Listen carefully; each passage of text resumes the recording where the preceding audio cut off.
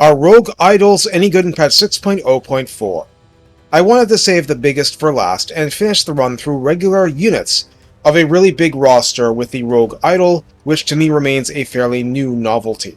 Life kept my playtime limited in recent weeks, but I had a Grimgore campaign with a secondary army run by an Orc Shaman, and he got an item that could summon a Rogue Idol once per battle. It's important to know what they can do even in default form and not buffed by their best factions. So let's see what bashing and smashing the Rogue Idol can do for you. Recruited for 2,000 gold and 500 upkeep. No small sum. On Ultra, this construct comes in at a whopping 16,000 hit points. Amazing stuff and well in excess of a giant. Armor is a mighty 150, with an inherent missile resistance of 15%. Leadership 75 is fine enough. Speed 31 and charge speed 45 aren't especially high.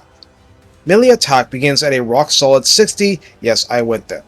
Attack interval is the standard 4, splash attack size of large means trolls or ogres on down, and max target splashed under the current system of 6 means we can expect a juicy weapon strength soon. Melee defense 24 is pretty low and represents low agility, which not only fits the unit type but the faction. Weapon strength is an even 600, split base 150, and armor piercing 450, with a fat bonus versus infantry of 25. Charge bonus is 30, and mass is 12,000, one of the highest figures in the game. This siege attacker construct causes fear and terror. See how efficient I was stringing those traits together. Amazing. If above 25% hit points, the idol provides leadership +4 to everyone from Snotling to Spider. There's also a +5 weapon strength increase map-wide also, that's very nice.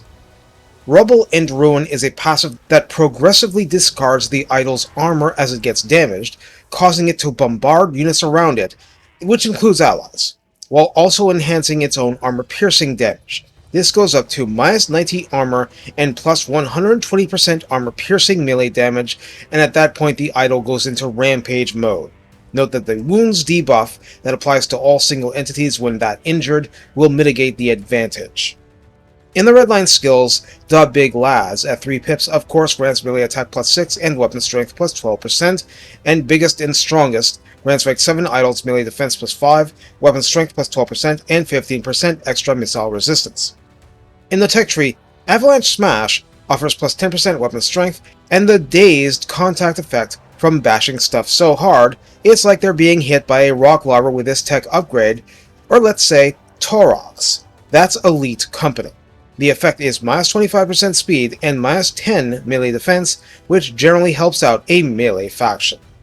For scrap upgrades, Strapped Plates returns, unlocked by Evi Monsters, and then for 50 base scrap you get 20% missile resistance tacked on, very helpful since everyone's first instinct to something like this is to shoot it!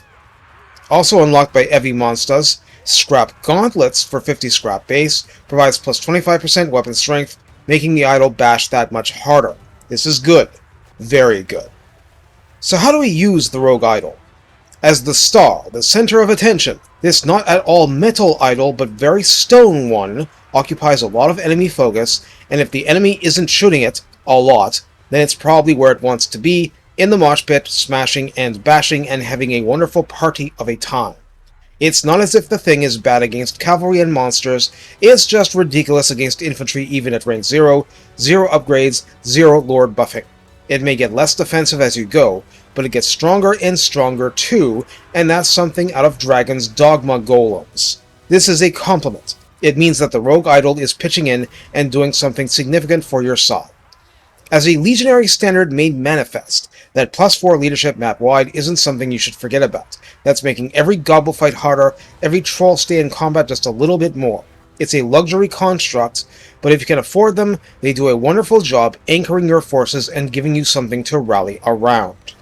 The bottom line is that you have to make them the enemy's problem, and make him figure out how to deal with the threat.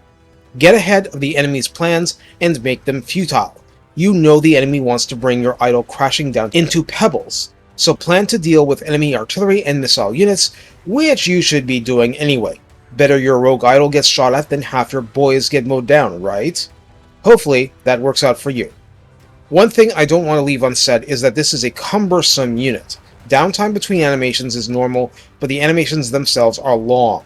This unit hits hard, but it acts at a somewhat slower pace. Either that's good enough, and against mass infantry it may well be, or you need to give it some help, but that's fine.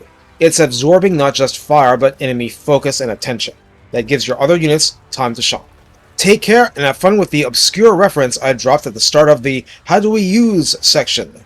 Either way, I like the rogue idols, and they're a lot like giants that start steam tank armored and get a lot thinner skinned, but more powerful at bashing. That's good enough for me.